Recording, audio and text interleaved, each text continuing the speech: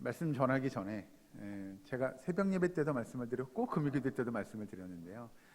주일날 꼭 말씀을 드리고 넘어가야 될 것 같아서 여러분께서 기도해 주셔서 제가 부득이하게 한 주를 이 예배 자리에 못 나오게 되었는데요.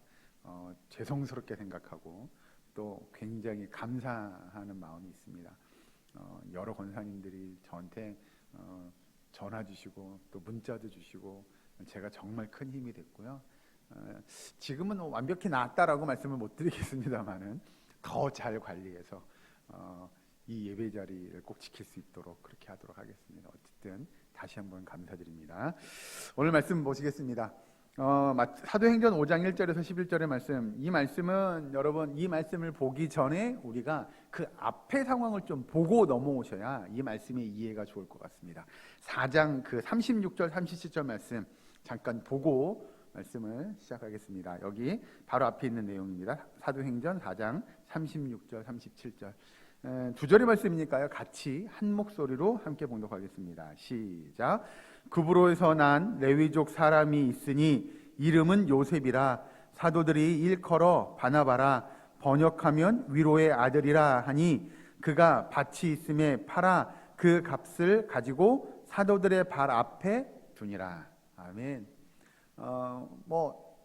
그 4장 끝 이 말미에 등장하는 한 명이 있는데요. 우리가 잘 아는 바나바라고 일컬음을 받던 사람입니다. 바나바가 본명은 아니죠. 그 36절에 뭐라고 얘기하냐면 구브로에서 난 레위족 사람이 있으니 이름은 요셉이라 라고 이야기합니다. 그러니까 자기의 본명, 실명은 요셉이었고요.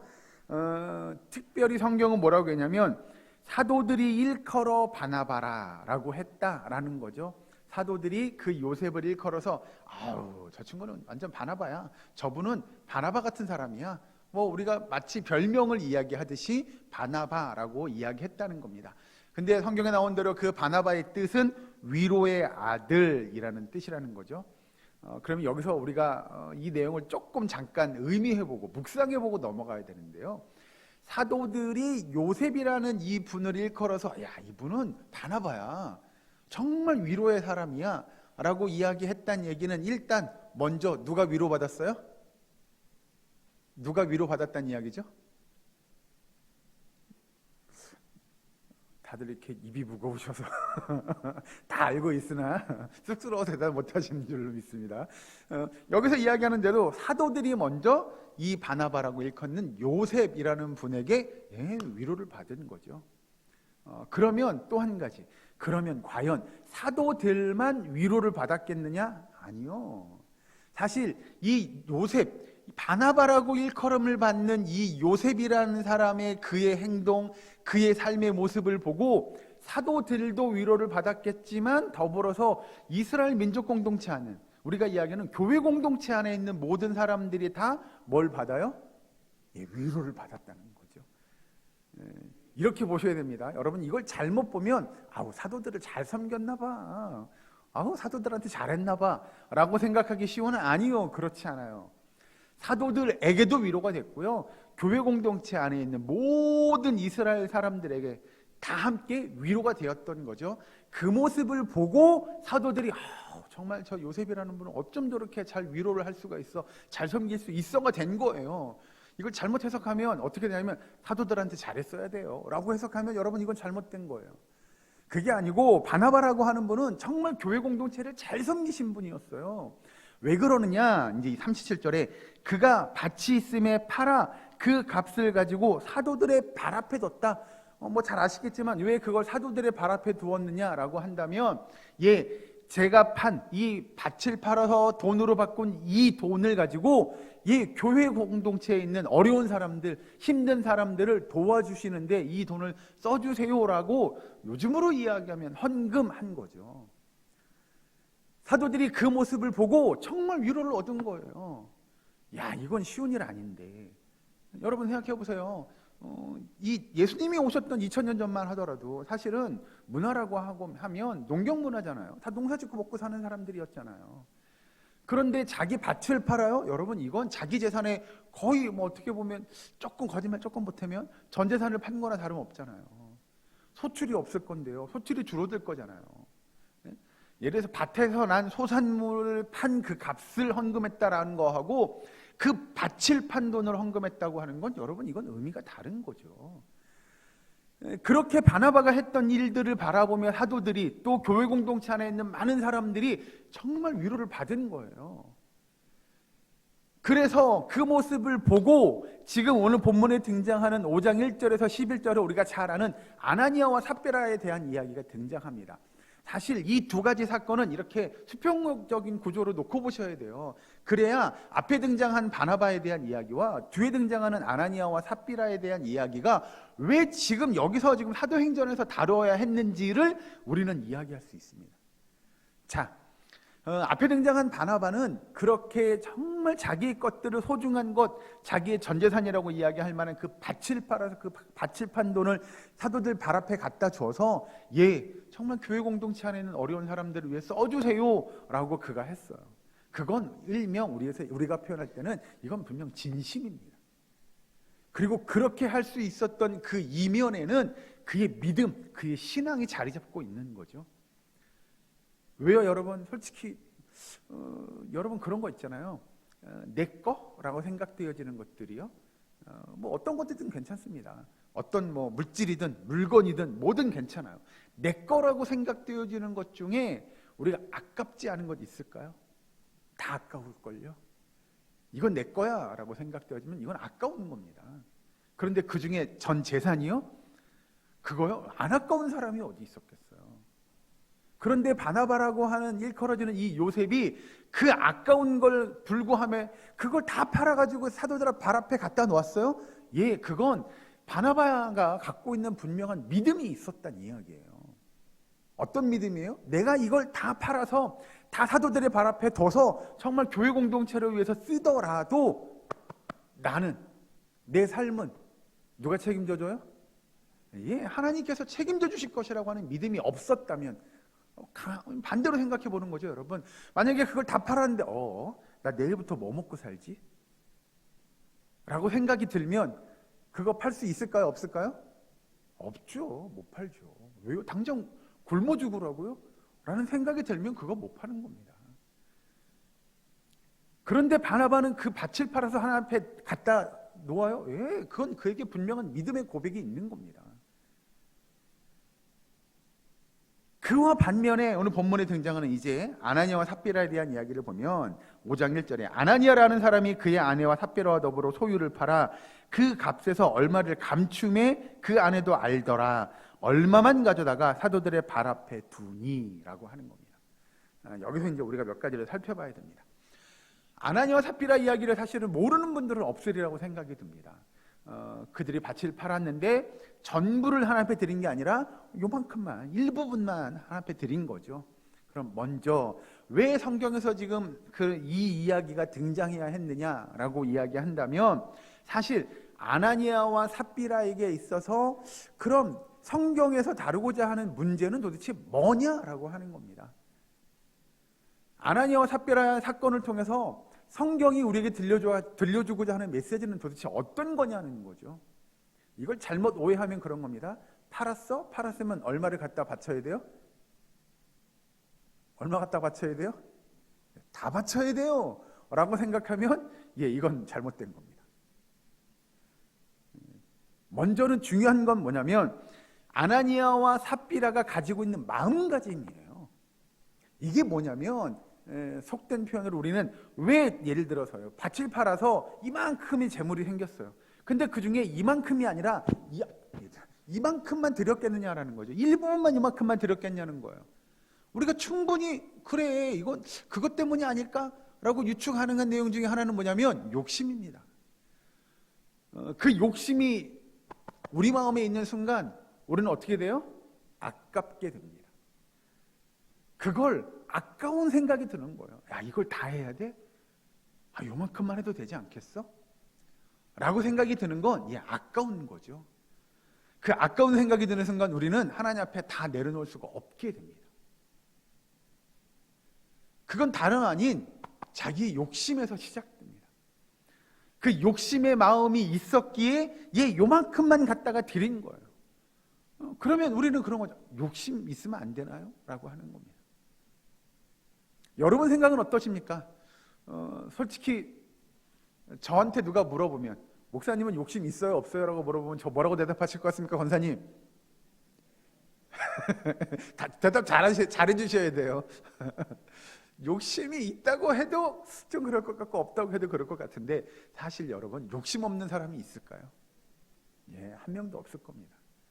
다 하나 가지면 두 개 갖고 싶고 두 개 가지면 세 개 갖고 싶은 마음이 사람의 마음 아닐까요?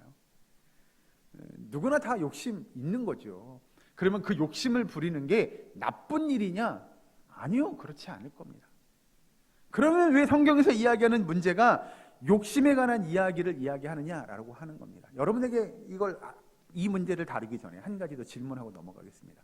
여러분 성경에 읽다 보면 초대교회 이야기 들어보신 적 있으시죠, 권사님들? 초대교회는 좋은 교회의 모델, 모형입니까? 아니면 안 좋은 교회의 모형입니까? 좋은 교회죠. 그래서 여러분 가끔 다니다 보면 교회 이름을 초대교회라고 짓는 교회가 있죠. 왜 그러냐면 초대교회처럼 우리도 돌아가자 뭐 이런 겁니다. 여기서 이야기하는 대로 자신들의 소유를 팔아 교회 앞에 헌금하면 교회는 그 소유를 가난한 사람, 어려운 사람들에게 나눠주고요, 서로 쉽게 얘기하면 상부상조하는, 그래서 공동체를 돌보는, 함께 그렇게 협력하고 함께 나누어 쓰고 물건을 통용하는 일들이 교회 안에 있으면 좋겠다. 좋은 일인 것 같습니다. 초대교회는 우리가 이야기하는 좋은 교회의 모델처럼 여겨집니다. 그러면 초대교회는 우리가 이야기하는 아무 문제 없는, 제가 언젠가 여러분들한테 그 오예배 시간에 그런 말씀 드렸고요, 그런 세례문답 할 때도 그런 말씀 드렸어요. 지난번에 저희가 예배 시간에 드린 적은 없는 것 같은데, 아무튼 교회는 크게 보면, 제가 설명드릴게요. 교회는 크게 보면 하나라고 말씀드렸습니다. 맞죠? 근데 그 큰 하나의 교회를 둘로 쫙 나눌 수가 있다고 그랬어요. 둘로 나누면 무엇과 무엇으로 나뉘죠? 그런 표정 되게 제가 좋아합니다. 나는 모른다, 처음 들어보는 얘기 같다, 뭐 이런 표정이요. 교회는 크게 얘기하면 교회는 하나입니다. 그래서 우리가 교회는 예수 그리스도를 교회의 머리라고 이야기하죠. 이건 아신다는 표정 지어주셔야 돼요. 그 교회를 둘로 쫙 나누면 우리가 이야기하는 저기 우리가 죽으면 가는 어디예요? 천상교회, 천국에 있는 교회, 성도들의 모임이에요. 또 그리고 우리가 지금 이 땅에 있는 교회의 모임, 우리가 이야기하는 지상교회라고 나누어집니다. 이걸 여러 가지 표현으로 나누는데 그건 뭐 다음에 다루기로 하고요. 자, 지상교회는 사실 아무 근심, 걱정, 문제도, 고민도, 아픔도, 슬픔도 없는 교회가 우리가 이야기하는 천상교회입니다. 그런데 반대로 이 지상교회는요, 여러 가지 문제들을 안고 있는 교회들이에요. 문제가 없는 교회는 있을까요? 없을까요? 없어요. 이 지상에 있는 교회는 없어요. 그러면 우리가 이야기하는 초대교회는, 2000년 전에 있었던 초대교회는 문제가 있었을까요? 없었을까요? 있었겠죠. 우리가 꿈꾸는, 우리가 이야기하는 초대교회는 좋은 교회의 모델인 것이 맞긴 하나, 그 초대교회도 문제가 없었지 않았어요. 있었어요. 그래서 여기 지금 등장하는 아나니아와 삽비라도 초대교회의 일원이에요. 그래서 바나바라고 하는 사람이, 일컬음 받던 사람이 그 자기 소유를 다 팔아서 교회 앞에 갖다 놓고, 사도들 앞에 놓고, 이걸 정말 교회 공동체 구성원들을 위해 써주세요라고 하는 일들이 있었어요. 그러나 그 반면에 아나니아와 삽비라 같은 사람도 교회 공동체 안에 있었다는 걸 성경은 가르쳐 줍니다. 그러니 이 땅에 있는 교회는 완벽한 교회는 없습니다. 그 아나니아와 삽비라가 했던 일이요, 자기의 욕심 부리는 일들이 있더라는 거예요. 그런 사람들이 교회 공동체 안에 존재하더라는 거예요. 욕심이 나쁜 거 아닙니다. 그러나 그 욕심이 잘못된 결과로 나타나면 그것을 통해서 어마무시한 결과를 받게 됩니다. 얻게 되는 거죠. 다 보셨으니까 아나니아와 삽비라가 어떻게 돼요? 죽어요. 어떻게 죽어요? 그 자리에서 즉사하게 됩니다. 우리는 그런 거죠. 아니, 욕심 좀 부렸다고 그게 죽을 일이에요, 거기서? 하나님, 이건 좀 너무 하시는 거 아니에요? 라고 생각할 수 있습니다. 중요한 건 이 사건을 통해서 과연 성도들에게 하나님께서 바라는 진정한 헌신의 삶이 뭐냐를 우리에게 고민하게 하는 겁니다. 욕심 좀 부렸다고요? 그게 나쁜 거 아니에요. 근데 그 욕심이 어떠한 동기를, 어떠한 결과를 얻기 위해서 그가 욕심 부렸냐 하는 거죠. 이걸 보려면 4절의 말씀을 한번 보고 넘어갑니다. 5장 4절 같이 한번 읽으실까요? 4절 다시 한번 시작. 땅이 그대로 있을 때에는 내 땅이 아니며 판 후에도 내 마음대로 할 수가 없더냐. 어찌하여 이 일을 내 마음에 두었느냐. 사람에게 거짓말한 것이 아니요 하나님께로다. 아멘. 자, 중요한 것 여러분, 땅을 팔았어요. 밭을 팔았어요. 그 밭을 팔기 전에 그 밭은 누구 거예요? 누구 거죠, 권사님? 아나니아와 삽비라 거죠? 그 밭은 아나니아와 삽비라 거잖아요. 그러면 밭을 팔았어요. 그 밭을 판 돈은 누구 거죠? 누구 거예요? 아나니아와 삽비라 거잖아요. 그죠? 그거 팔았다고 그게 하나님께잖아요, 그 돈이? 아니잖아요. 밭으로 갖고 있든 팔아서 돈으로 갖고 있든 누구 거예요? 아나니아와 삽비라 거예요. 그 얘기가 4절 앞부분에 땅이 그대로 있을 때는 네 땅이 아니며 라고 하는 거예요. 야, 땅이 그대로 있을 땐 네 거 아니었어? 그리고 4절 중반에 판 후에도 네 마음대로 할 수가 없더냐. 결국 그 얘기는 뭐예요? 판 후에도 그 판 돈도 야, 네 마음대로 할 수 있었던 거 아니야? 라고 물어보는 거예요. 맞는 얘기입니까? 틀린 얘기입니까? 맞는 얘기잖아요. 땅으로 갖고 있나 돈으로 갖고 있나 내 거잖아요.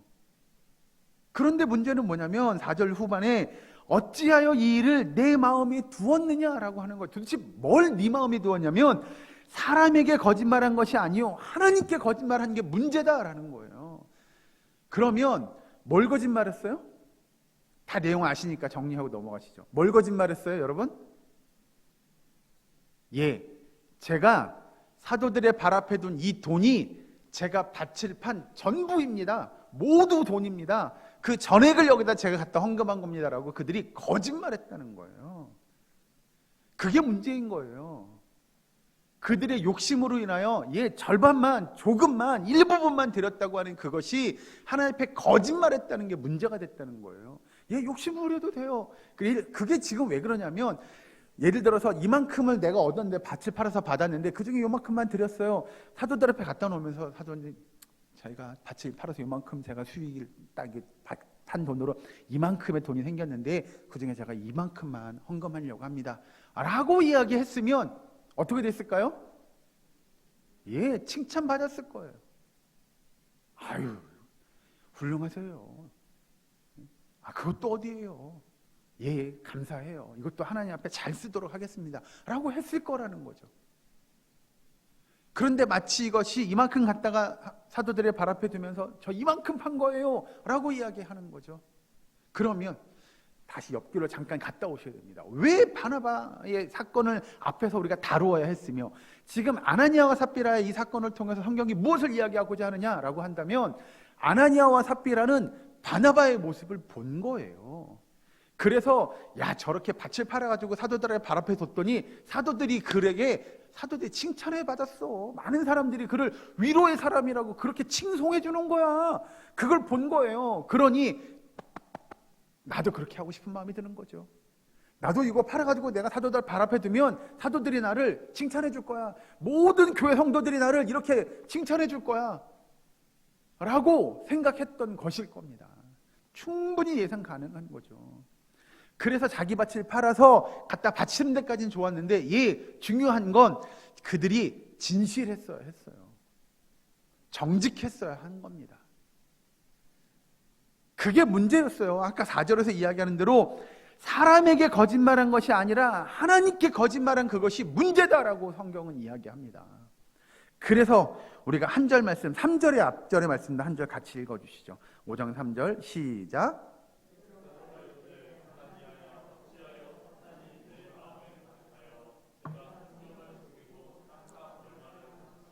아멘. 여기서 이야기하는 죄의 지적은 뭐냐면요, 3절 중반에 이야기하는 대로 내가 성령을 속이고 라고 하는 거예요. 여러분, 우리는 신앙생활하면서요 사람은 속일 수 있습니다. 얼마든지 사람은 속입니다. 사람 속이는 거 생각보다 어렵지 않습니다. 그러나 여러분, 성도의 삶은 사람 앞에서의 삶이 아님을 믿으시기 바랍니다. 우리의 삶은요, 우리가 어디에 있든 어떤 일을 하든 어떤 말을 하든 어떤 언행을 하든 간에 우리의 삶의 모습은 항상 하나님 앞에서의 삶임을 기억하시기 바랍니다. 여러분, 그래서 성경은 우리에게 뭐라고 해야겠냐? 쭉 넘어가서 11절 말씀 보시죠. 여기 같이 한 목소리를 봉독합니다. 5장 11절 시작. 온 교회와 이 일을 듣는 사람들이 다 크게 두려워하니라. 아멘. 그래서 여러분, 우리는요, 두렵고 떨리는 마음이 있어야 합니다. 왜요? 우리의 삶은 하나님 앞에서의 삶을 사셔야 하기 때문에 그랬습니다. 왜요? 예, 사람은 속일 수 있어요. 그러나 성령은 속일 수 없어요. 하나님은 속일 수 없어요. 왜냐하면 하나님은 우리의 모든 걸 다 감찰하시는 분이라고 성경에서 이야기합니다. 우리의 생각과 우리의 마음까지도 감찰하시는 분이에요. 그래서 우리는 그 하나님을 두려워하셔야 돼요. 사람 두려워하세요? 아니요, 그렇게 하지 않으셔도 돼요. 그러나 더 두려운 건 우리 여호와 하나님이심을 여러분 믿으시기 바랍니다. 그래서 오늘 말씀의 제목은 제가 뭐라고 정했냐면 하나님의 면전에서 이렇게 정했습니다. 이건 좀 강하게 표현한 겁니다. 조금 순하게 표현할까요? 하나님 앞에서일 겁니다. 여러분, 그래서 성도의 삶은 모든 순간순간이 하나님 앞에서의 삶이어야 합니다. 제 이야기 하는 거 별로 좋아하지 않지만 한 가지만 말씀드리면, 제가 가진 제 나름대로의 각오 중에 하나는 뭐냐면, 여러분, 거짓말하지 않는 겁니다. 그 거짓말하지 않는 게 먼저 누구 앞에서예요? 네, 하나님 앞에서일 거예요. 그런데 성경을 읽고 성경을 묵상하고 성경 말씀대로 살아가다 보면 하나님 앞에서의 삶을 사는 사람은 결국 누구 앞에서 살아가요? 사람 앞에서도 살아가게 되더라고요. 하나님께는 거짓말하지 않는다고 정직하겠다고 하는 사람이 그럼 사람 앞에서 거짓말해요? 그게 하나님 앞에서 거짓말하지 않는 겁니까? 예를 들어서 제가 홍길동이라는 사람하고 같이 이야기하고 교제하고 있어요. 같이 대화하고 있어요. 그러면 그 순간에도 나는 누구 앞에 있는 거예요? 하나님 앞에 있는 거잖아요. 그러니 내가 그 사람 앞에 거짓말해요? 이건 하나님 앞에 거짓말하는 것과 똑같은 거잖아요. 지금 아나니아와 삽비라가 사도들 앞에 그 자기의 밭 판 돈을, 그 땅 판 돈을 다 갖다 놓으면서 이거 다 해요 라고 이야기한 건 먼저 누구한테 거짓말한 것처럼 보여요? 사도들 앞에 거짓말한 것처럼 보여요. 그러나 그건 사도들에게만 한 것이 아니라 누구에게도 한 거예요? 하나님께도 거짓말한 거잖아요. 성령님을 속이는 죄라고 성경은 가르쳐 주잖아요. 여러분, 그래서 우리는 사람 앞에서도 하나님 앞에서도 정직한 모습이 필요한 겁니다. 그래서 우리의 모든 삶의 영역의 삶의 모습들이, 우리의 행동들, 우리의 언행은 하나님 앞에서 살아가는 삶이라고 고백할 수 있어야 합니다. 예를 들면입니다. 눈 뜨고 일어나면서부터 다시 눈 뜨고 잠들 때까지 맞습니다. 그리고 잠자는 그 순간에도 우리는 하나님 앞에서의 삶이어야 합니다. 즉 바꿔 표현하면 24시간 1년 365일 우리가 태어나면서 하나님 앞에 부름받는 그 순간까지 모든 삶의 영역, 또 우리가 천국에 가서도 우리의 삶은 누구 앞에서예요? 하나님 앞에서의 삶을 사셔야 합니다.